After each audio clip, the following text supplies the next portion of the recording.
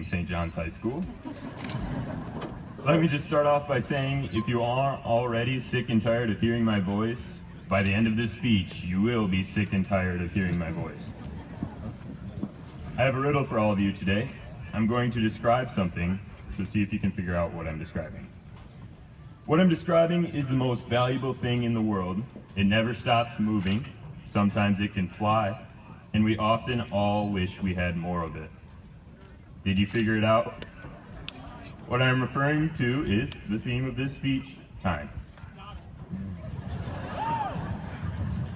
If you weren't already aware, my fellow classmates and I have been going to school 7 hours a day, 180 days a year for 13 years, which if you do the math amounts to around 16,380 hours, which I would say is quite a lot of time.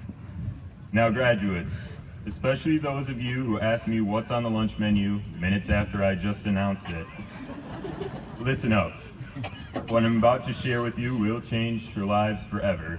You will never approach life the same way again, probably.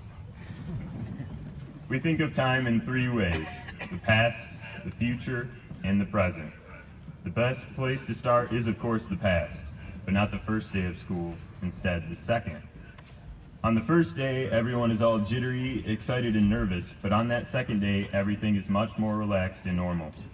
On that day this year, I was walking to one of the most difficult classes offered here at St. John's High School, PE Sports. Now that happened to be at the same time as half of the school commutes to the hallways to A-lunch. Just to add some backstory, if you were a freshman, on that first day of school, because of inexperience, you were likely to end up unhappy at the end of the lunch line.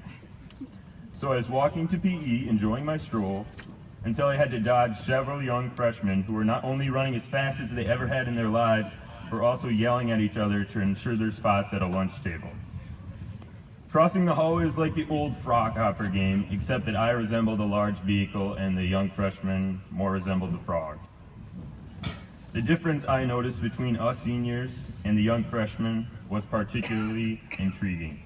I noticed how each and every one of us has grown since our own freshman year, and we sure have matured a lot. We don't shout in the hallways, and if we ran to lunch, and yes, some of us still did, we made sure that we did so in a highly efficient and sneaky manner of speed walking. Other than becoming the highly capable, mature adults that we are, our class has experienced quite a lot together. We can think back to all the memories we've had with a certain reflective fondness.